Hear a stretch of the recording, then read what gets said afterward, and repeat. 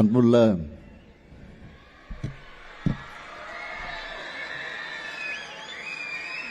மனிதநேய மகத்துவ கிறிஸ்துமஸ் திருவிழா 2025 மிக சிறப்பாக ஏற்பாடு செய்து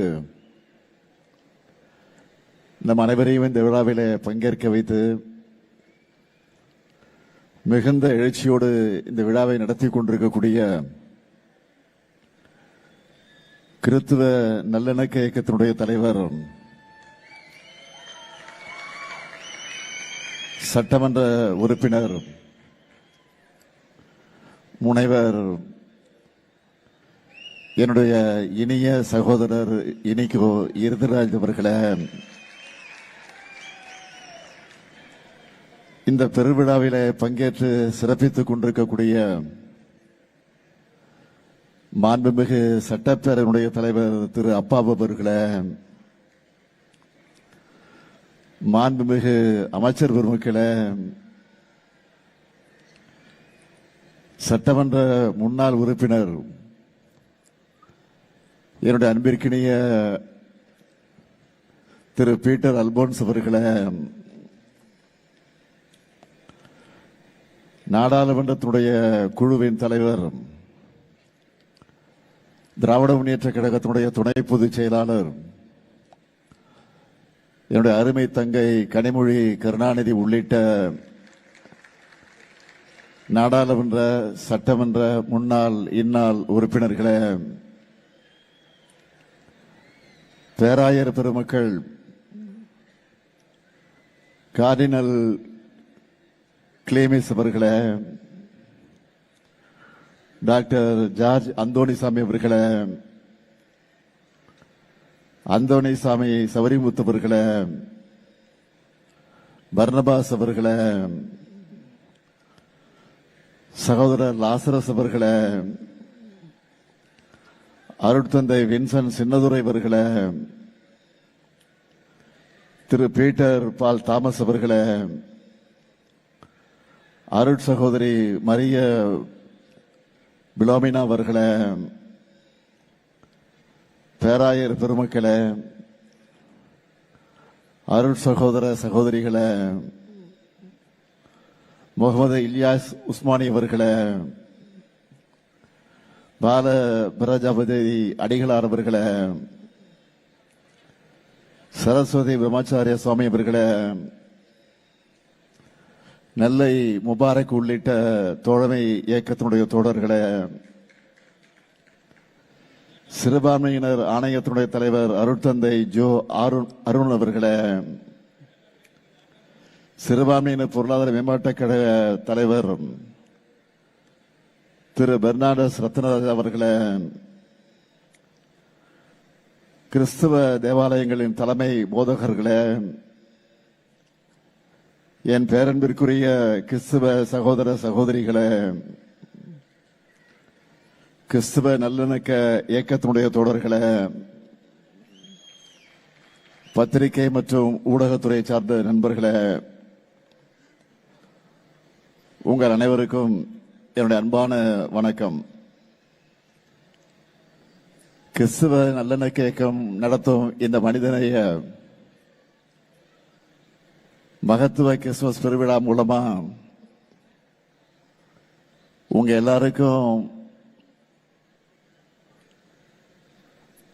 எல்லாருக்கும் மட்டுமல்ல, தமிழ்நாடு முழுக்க இருக்கக்கூடிய கிறிஸ்தவ மக்களுக்கு என்னுடைய கிறிஸ்துமஸ் நல்வாழ்த்துக்களை நான் தெரிவித்துக் கொள்ள விரும்புகிறேன்.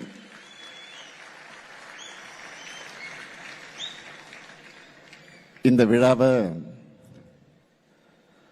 ஒரு மதத்தின் விழாவாக இல்லாம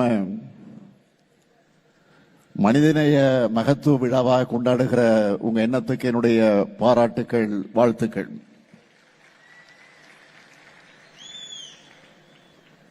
எந்த ஒரு விழாவையும் பிரம்மாண்டமா நடத்தி அசத்தி கொண்டிருக்கக்கூடிய நம்முடைய பாசத்துக்குரிய இனிகோ இருதராஜ் அவர்கள் திருநெல்வேலியை நோக்கி தமிழ்நாட்டையே திரும்பி பார்க்கக்கூடிய வைக்கக்கூடிய அளவுக்கு இந்த விழாவை பிரம்மாண்டமா நடத்திக்கிட்டு இருக்காரு. எல்லாரும் ஒற்றுமையா ஒருவர் மீது ஒருவர் அன்போடு இருக்கணும்னு நினைச்சுதான் கடந்த 15 ஆண்டுகளா இப்படிப்பட்ட சமத்துவ விழாவா கிறிஸ்துமஸ் நிகழ்ச்சிகளை சகோதரர் இனிகோ இருராஜ் அவர்கள் தொடர்ந்து நடத்தி கொண்டிருக்கிறார். அதனாலதான் இந்த அமைப்போட பேரையே கிறிஸ்துவ நல்லெண்ண அமைப்புன்னு வச்சிருக்காரு. அவருக்கும் அவருடைய நல்லெண்ணக்கத்துக்கும் என்னுடைய வாழ்த்துக்கள், பாராட்டுக்கள்.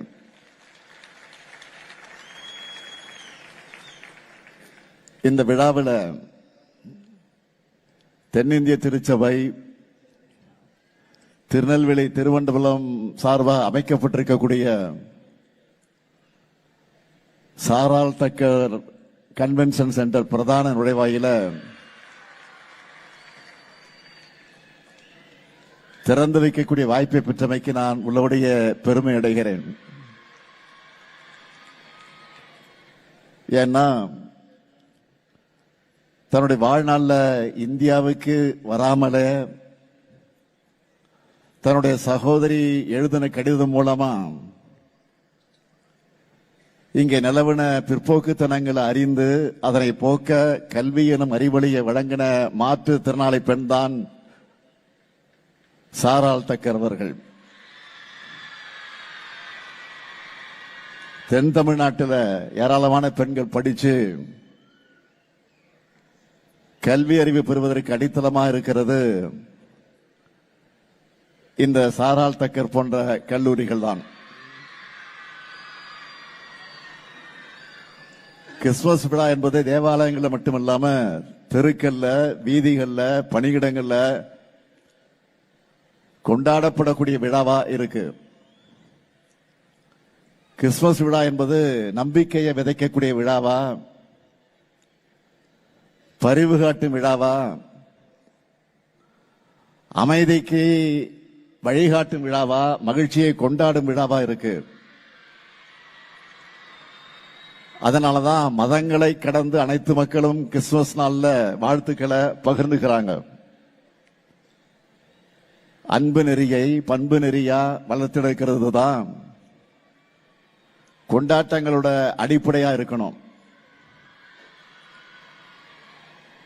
வெறுப்புணர்ச்சி என்பது பாவங்களைத்தான் செய்ய தூண்டும்.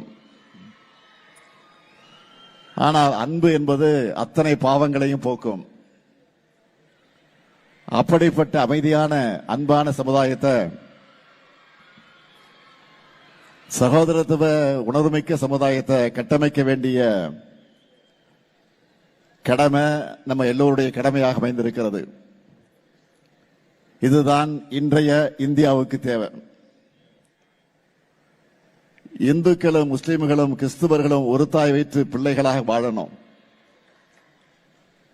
அதுக்கு இது போன்ற விழாக்கள் துணை நிற்கணும். எங்களுடைய அன்பிற்குரிய இணைய சகோதரர் பீட்டர் அல்போன்ஸ் அவர்கள் பேசும்போது சொன்னார், எண்ணிக்கையில அதிகமாக இருக்க பெரும்பான்மையினர் எப்பவுமே சிறுபான்மையினர் நலனை, அவங்களோட மாண்பை போற்றி பாதுகாக்கக்கூடியவங்க தான். மதச்சார்பின்மை மதநலக்கத்தை விரும்புறவங்க உங்களுக்கு துணையா பாதுகாப்பாளனாக இருக்கும். என்றைக்கும் இருப்போம்னு உறுதியளிக்கத்தான் நான் இந்த நிகழ்ச்சிக்கு வந்திருக்கிறேன். அதோட அடையாளமாகத்தான் அனைவரும் ஒன்று சேர்ந்து இந்த விழாவிலே பங்கெடுத்திருக்கிறோம். திராவிட முன்னேற்ற கழகம் தான் சிறுபான்மையுடைய நலனில் உண்மையான அக்கறை கொண்டுள்ள இயக்கம். திராவிட முன்னேற்ற கழக ஆட்சி காலங்களில் தான் சிறுபான்மை நலன் காக்கக்கூடிய பொற்காலம்னு சொல்ற அளவுக்கு ஏராளமான முன்னெடுப்புகளை நிறைவேற்றி கொடுத்திருக்கிறோம். இங்க பேசியவர்கள் பலர் அதை பற்றி எடுத்து சொன்னாங்க. திராவிட மாடல் ஆட்சி வந்த பிறகு, பொறுப்பேற்ற பிறகு செய்யப்பட்டிருக்கக்கூடிய திட்டங்கள்ல ஹைலைட்டா சிலவற்றை சொல்லணும்னா, திராவிட மாடல் அரசு மாணவ மாணவியர் விடுதிகள்ல தங்கி படிக்க அவங்களுடைய பெற்றோருக்கான ஆண்டு வருமான உச்சவரம்பையும் பல்வகை செலவின தொகையும் உயர்த்தி இருக்கிறோம். இதனால இதுவரைக்கும் 884 பள்ளி மாணவ மாணவியர்களும் 3824 கல்லூரி மாணவ மாணவியர்களும் பயனடைந்திருக்கிறாங்க. கிராமப்புற மாணவிகள் இடைநிற்றல் இல்லாம கல்வி கற்கணும்னு இதுவரைக்கும் 1,03,000 மாணவிகளுக்கு 6,57,00,000 ரூபாய் ஊக்கத்தொகை, வெளிநாடுகளில் உயர்கல்வி பயில சிறப்பான திட்டம், 1 முதல் 8ஆம் வகுப்பு வரை படிக்கிற 90,723 மாணவிகளுக்கு 1000 ரூபாய் கல்வி உதவித்தொகை, அரசு உதவி பெறக்கூடிய சிறுபான்மையில பள்ளிகளிலேயும் முதலமைச்சருடைய காலை உணவு திட்டம், கல்லூரி மாணவிகளுக்கு மாதம் 1000 ரூபாய் வழங்கக்கூடிய புதுமை பெண் திட்டம்னு செயல்படுத்தி கொண்டிருக்கிறோம். உபதேசியர்கள் நல வாரியத்தில் உறுப்பினர்களாக பதிவு செய்வதற்கான நிபந்தனைகளை தளர்வு செஞ்சு 5000த்துக்கு மேற்பட்ட நபர்களை உறுப்பினர்களாக சேர்த்திருக்கிறோம். திருநெல்வேலி, சிவகங்கை, மதுரை மற்றும் தேனி ஆகிய மாவட்டங்களில் கூடுதல் கிறிஸ்தவ மகளிர் உதவக்கூடிய சங்கங்களை உருவாக்கி தமிழ்நாட்டில் இருக்கிற 46 சங்கங்களுக்கு அரசு இணை மானியமாக 13,86,00,000 வழங்கியிருக்கிறோம். சிறுபான்மையினரால் நடத்தப்படக்கூடிய 456 கல்வி நிறுவனங்களுக்கு நிரந்தர அந்தஸ்து சான்றிதழ்கள் வழங்கியிருக்கிறோம். தமிழ்நாட்டில் இருக்கக்கூடிய ஜெருசலேமுக்கு புனித பயணம் மேற்கொள்வதற்கான மானியத்தை உயர்த்தி வழங்கியிருக்கிறோம். திண்டுக்கல் மாவட்டத்தில் புனித சூசையப்பர் தேவாலயம், ஆரோக்கிய அன்ன தேவாலயம் மற்றும் தென்காசி மாவட்டத்தில் மறுமலர்ச்சி ஜெப ஆலயம்னு தமிழ்நாட்டில் 16 தேவாலயங்களை 2,15,00,000 ரூபாய் மதிப்பீட்டில் புனரமைச்சிருக்கிறோம். அது மட்டுமல்ல, தொன்மையான தேவாலயங்கள் பாதுகாக்கப்படணும்னு திருநெல்வேலி மாவட்டத்தில் இருக்கக்கூடிய கால்டுவெல் நினைவு தேவாலயம், மதுரை மாவட்டத்தில் இருக்கக்கூடிய புனித ஜார்ஜ் தேவாலயம், சிவகங்கை மாவட்டத்தில் இருக்கக்கூடிய புனித இருதய ஆண்டவர் தேவாலயம், கன்னியாகுமரி மாவட்டத்தில் இருக்கக்கூடிய புனித சேவியர் தேவாலயம், திண்டுக்கல் மாவட்டத்தில் இருக்கக்கூடிய டாலர்ஸ் தேவாலயம்னு 12 மாவட்டங்கள்ல 20 கோடி ரூபாய் மதிப்பீட்டில் புனரமைப்பு பணிகள் நடந்து கொண்டிருக்கிறது. அடுத்து நம்முடைய சகோதரர் இனிகோ அவர்கள் கோரிக்கை ஏற்று விருதுநகர், தேனி, ராமநாதபுரம், சிவகங்கை, தென்காசி மற்றும் திண்டுக்கல் ஆகிய 6 மாவட்டங்கள்ல புதுசா கல்லறை தோட்டங்கள் அமைக்க அரசு நிலங்கள் ஒதுக்கீடு செய்யப்பட்டு பணிகள் நடந்து கொண்டிருக்கிறது. திருநெல்வேலி, தேனி, ராமநாதபுரம், திண்டுக்கல் உள்ளிட்ட 13 மாவட்டங்கள்ல கல்லறை தோட்டங்களுக்கு சுற்றுச்சுவர் அமைக்க 5 கோடி ரூபாய் நிதியை விடுவிச்சிருக்கிறோம். சிறுபான்மையினர் அதிக வசிக்கக்கூடிய திருநெல்வேலி, தூத்துக்குடி, தென்காசி, கரூர் உள்ளிட்ட 11 மாவட்டங்கள்ல 597 கோடி ரூபாய் மதிப்பீட்டில் அரசு மருத்துவமனைகளில் கூடுதல் உட்கட்டமைப்பு வசதிகளை ஏற்படுத்தி இருக்கிறோம். அடுத்து சிறுபான்மையின மக்கள் கல்வி, பொருளாதாரம், சமூக ரீதியாக உயர வேண்டும் என்று கல்வி கடன், சுயதொழில் தொடங்க சிறப்பான திட்டங்கள், வெற்றி நிச்சயம் திட்டத்தில் சிறுபான்மையின இளைஞர்களுக்கு முன்னுரிமை, ஓய்வூதிய திட்டங்கள் ஆகியவற்றை வழங்கிக்கிட்டு இருக்கிறோம். டிசம்பர் 18ஆம் நாள் மாநில அளவில் சிறுபான்மையுடைய உரிமைகளால் விழாவா சிறப்பாக கொண்டாடி கொண்டிருக்கிறோம். மாநில சிறுபான்மையினர் ஆணையம் மூலமா கல்லூரி மாணவ மாணவிகளுக்கு பேச்சு போட்டிகளை நடத்தி அவங்களுடைய மொழி, ஆளுமை உள்ளிட்ட திறமைகளை வெளிக்கொண்டு வந்திருக்கிறோம். இப்படி என்னால் இன்னைக்கு முழுக்க லிஸ்ட் போட்டு சொல்லிக்கிட்டே இருக்க முடியும். அந்த அளவுக்கு உங்களுக்கு பார்த்து பார்த்து திட்டங்களை செயல்படுத்தி கொண்டிருக்கிறோம். இந்த நிகழ்ச்சிக்கான அழைப்பிதழ என்கிட்ட கொடுக்க வரும்போது சில கோரிக்கைகளையும் இனிகோ அவர்கள் கொண்டு வந்தார். இனிகோ கேட்டா இல்லைன்னு சொல்ல முடியுமா?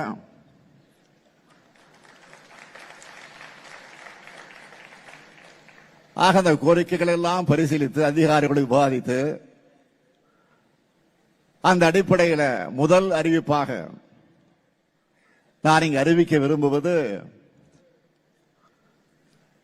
சிறுபான்மை கல்வி நிறுவனங்களின் ஆசிரியர் தேர்வு கமிட்டியில அந்தந்த நிறுவனங்களின் பிரதிநிதிகள் மட்டுமே இருந்து ஆசிரியர்களை தேர்வு செய்வதற்கான அரசாணையில கையெழுத்து போட்டுட்டு தான் இந்த நிகழ்ச்சிக்கு நான் வந்திருக்கிறேன்.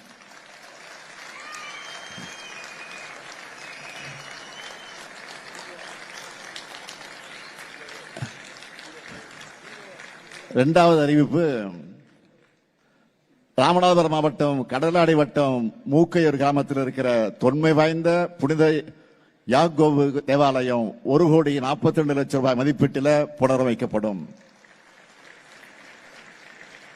மூணாவது அறிவிப்பு, ஆசிரியர் தகுதி தேர்வு பிரச்சனையில சிறுபான்மை கல்வி நிறுவனங்கள் சந்திக்கிற சிரமங்களை பற்றி எங்கிட்ட நேரடியா கோரிக்கை வச்சதை தொடர்ந்து அதிகாரிகளோட தீவிர ஆலோசனை நடத்தின. அதைத் தொடர்ந்து அரசு வழக்கு விசாரணையை நீட்டிக்கிறதுக்கு பதிலாக இந்த விவகாரம் தொடர்பாக உச்சநீதிமன்றத்தில் மாநில அரசால் தாக்கல் செய்யப்பட்ட வழக்குகளை திரும்ப பெற்றோம். இந்த நடவடிக்கையை தொடர்ந்து டெட் தேர்வு தொடர்பான அரசியலமைப்பு சட்ட கேள்வி குறித்து மாண்புமை உச்சநீதிமன்றம் 7 நீதிபதிகள் கொண்ட அமர்வு ஆராய உத்தரவிட்டிருக்கு. இந்த அணுகுமுறையால சிறுபான்மை கல்வி நிறுவனங்கள்ல 1439 ஆசிரியர்கள் நியமனம் செய்யப்பட்டிருக்காங்க என்பதை மகிழ்ச்சியோடு நான் தெரிவிச்சுக்கிறேன். நான்காவது அறிவிப்பு, புதிய விதிமுறைகள் நடைமுறைக்கு வர்றதுக்கு முன்னாடியே நியமிக்கப்பட்ட 470 ஆசிரியர்கள் நியமனங்களுக்கு ஒப்புதல் அளிக்கப்பட்டு கிறிஸ்துமஸுக்குள்ள அதற்கான ஆணைகள் வழங்கப்படும். போதுமா? போதும்ல? திருப்தியா?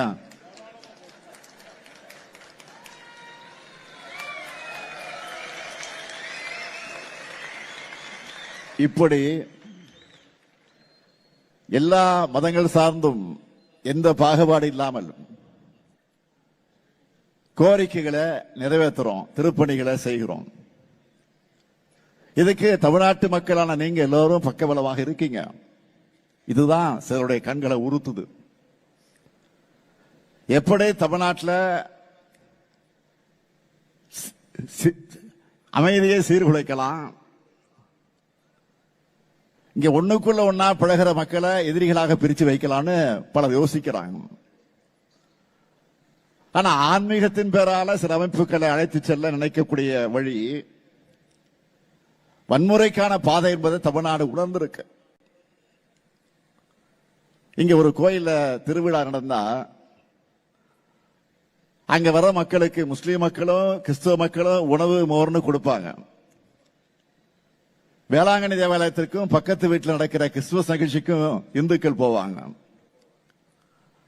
ரம்ஜான் நோன்பு காலத்தில் முஸ்லீம் மக்களோட நோன்பு கஞ்சியும் ரம்ஜான் பிரியாணியும் இந்துக்கள் வீட்டுக்கு தேடி வரும். இந்த சகோதர உணர்வும் பகுத்தறிவு திறனும் தான் நம்முடைய தமிழ்நாடு. எல்லாருக்கும் எல்லாம் கிடைக்கணும் என்ற இயேசு பெருமான எண்ணத்துக்கு இலக்கணமா நம்ம திராவிட மாடல் ஆட்சியை நடத்திக்கிட்டு இருக்கிறோம். எந்த மதத்தை சார்ந்தவர்களாக இருந்தாலும் மதத்தின் பேரால ஒருவர் உங்க உணர்வுகளை தூண்டார்னா அவரை சந்தேகப்படுங்க, கவனமா இருங்க. ஒருவரும் உங்களை வஞ்சிக்காதபடி எச்சரிக்கையாக இருங்க என்று பைபிள் வாசகத்தை இங்கு குறிப்பிட்டு காட்ட விரும்புகிறேன். இன்றைக்கு ஒன்றியத்தை ஆளக்கூடிய அரசு சிறுபான்மை மக்களுக்கு அச்சுறுத்தல் ஏற்படுத்தக்கூடிய அரசாக இருக்கு. அதனாலதான் அவங்க குடியுரிமை திருத்த சட்டம் கொண்டு வந்தப்போ கடுமையா எதிர்த்து போராட்டங்களை நடத்தணும். ஆனா துரோகம் செய்வதையும் மக்கள் அழகு வைப்பதை மட்டுமே தன்னுடைய அரசியலா லட்சிய அரசியலா எடுத்துக்கிட்டு செயல்பட்டு வரக்கூடிய அதிமுக அந்த சட்டத்துக்கு ஆதரவா வாக்களிச்சது. ஒன்றிய பாஜகவை பொறுத்த வரைக்கும் மதச்சார்பு என்ற சொல்ல வேப்பங்காயா கசக்குது. சொல்ல கேட்டாலே வேப்பங்காயா கசக்குது அவங்களுக்கு. அதை அரசியலமைப்பு சட்டத்தில் இருந்து நீக்கணும்னு துடிக்கிறாங்க. நாட்டோட பன்முகத்தன்மையை சிதைச்சு ஒரே மதம், ஒரே மொழி, ஒரே பண்பாடு, ஒரே தேர்தல், ஒரே கட்சி, ஒரே தலைவர் என்ற எதேச்சதிகார எதிர்காலத்தை உருவாக்க நினைக்கிறாங்க.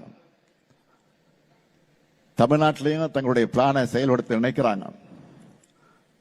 எப்படிப்பட்ட ஆபத்தையும் பாஜகவோட நாசகார திட்டங்களையும் எதிர்த்து முறியடிக்கிற வலிமை தமிழ்நாட்டுக்கும் திராவிட முன்னேற்ற கழகத்திற்கும் இருக்கு. இதுதான் நம்ம ஹிஸ்டரி. இப்ப கூட சிறப்பு தீவிர வாக்காளர் பட்டி திருத்தம் எஸ்ஐஆர் நடவடிக்கை மேற்கொண்டாங்களே. இதனால என்ன மாதிரியான பிரச்சனைகள் எல்லாம் நாட்டில் உருவாகி இருக்குன்னு உங்களுக்கே தெரியும். அப்படிப்பட்ட பிரச்சனைகள் தமிழ்நாட்டில் வந்துவிடக் கூடாதுன்னு தான் திமுக சார்பில் நம்ம ஏற்கனவே உச்சநீதிமன்றத்தில் வழக்கு தொடுத்திருக்கிறோம். ஒரு பக்கத்தில் நீதிமன்றத்தில் சட்ட ரீதியாக போராட்டத்தை தொடர்ந்தாலும் மக்கள் மன்றத்தில் ஒவ்வொருத்தர் வீட்டுக்கும் போய் அவங்களுடைய வாக்குரிமையை உறுதி செய்ய திமுக நிர்வாகிகள் துணையாக இருந்தாங்க. இந்த நிலையில நேற்று வரைவு வாக்காளர் பட்டியல் வெளியாகி இருக்கு. நீங்க எல்லாரும் தமிழ்நாட்டில் இருக்கிற ஒவ்வொருத்தரும் உங்களுடைய வாக்கு இருக்கிறத உறுதிப்படுத்திக்கங்க. எஸ்ஐஆரை பொறுத்த வரைக்கும் நம்முடைய பணிகள் இன்னும் முடியல. உங்களுடைய வாக்குரிமை பறிக்கப்பட்டிருந்தா கழக நிர்வாகிகள் உங்க வீடு தேடி வருவாங்க. வாக்காளர் பட்டியல உங்க பேரை சேர்ப்பதற்கான உதவிகள் அவங்க செய்வாங்க. நீங்க கவலைப்படாதீங்க. நம்மை வாக்களிக்க விடாமல் தடுக்கிறதுக்கு ஒன்றியத்தில் ஆளும் பாஜக அரசு பல்வேறு முயற்சிகளை செய்வாங்க. அது எல்லாத்தையும் முறியடிச்சு நாம நிச்சயம் வெற்றி பெறுவோம். உங்க நலனையும் உரிமைகளையும் பாதுகாக்க திராவிட முன்னேற்ற கழகமும் திராவிட மாடல் அரசும் என்றைக்கும் உங்களுக்கு துணை நிற்கும். நீங்களும் எப்பொழுதும் எங்களுக்கு துணை இருக்க வேண்டும் என்று வேண்டுகோள் எடுத்து வைத்து சமாதானம் பண்ணுகிறவர்கள் பாக்கியவான்கள், அவர்கள் தேவனுடைய புத்திரர்கள் எனப்படுவார்கள் என்கின்ற பைபிளையும் தெளிவாக குறிப்பிடப்பட்டிருக்கிறது. உங்கள் செயல் அனைத்தும் அன்புமயமாக இருக்க வேண்டும். உங்கள் மீது அன்பாக இருப்பதைப் போலவே அடுத்தவர் மீது அன்பாக இருங்கள் என்று இயேசு பெருமானின் மொழிகளை எடுத்துச் சொல்லி விடைபெறுகிறேன். நன்றி, வணக்கம்.